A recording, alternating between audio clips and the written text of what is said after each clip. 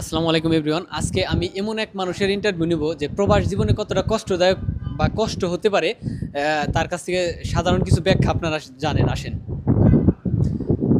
আসসালামু আলাইকুম ভাই, আপনার মানে কষ্টের কিছু অংশ আমাদের কাছে শেয়ার করেন।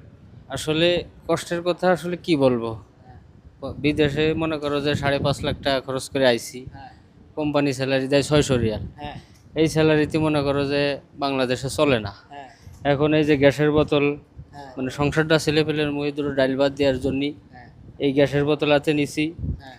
তার যে পরিশ্রম হইতাছে, এই পরিশ্রমের কারণে মানে আমার তো শরীর অর্ধেক হয়ে গেছে, চোখে দেখতেই পাচ্ছেন। তো যাই হোক, আল্লাহ পাকের ইচ্ছায় 10 জনের দোয়ায় আল্লাহ পাকে দুটো ডাইল ভাত খাওয়ার তৌফিক আমারে দিতেছে বা আমার ছেলেপেলেরও দিতেছে। দোয়া করেন, আশা করি যাতে ভালোভাবে চলতে পারি আমি। আলহামদুলিল্লাহ, তাতে আপনি সন্তুষ্ট নাকি সেটা বলেন। মানে সন্তুষ্ট তো, আপনি তো হ্যাপি।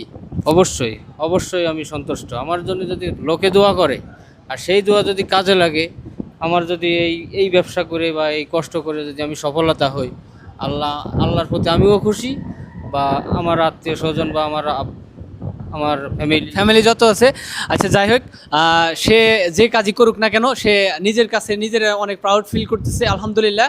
মানে প্রত্যেকটা প্রবাসীর এরকম একটা প্রবলেম থাকে। যাই হোক, মানুষের সবার মানে বিষয়টা তুলে ধরার জন্য আমরা এই ভিডিওটা করা।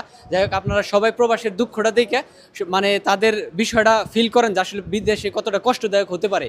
যাই হোক, আলহামদুলিল্লাহ, আমি তার কথাটা শুনে আমার আসলে অনেক খারাপ লাগছে যে প্রবাসী এতটা কষ্ট কিভাবে হয়। দেখছেন, মানে আমি নিজেও কিন্তু একজন প্রবাসী। আলহামদুলিল্লাহ, আল্লাহর কাছে হাজার হাজার শুক্রিয়া যে এত সুন্দর করে সেই কথাগুলো গুছিয়ে বলছে।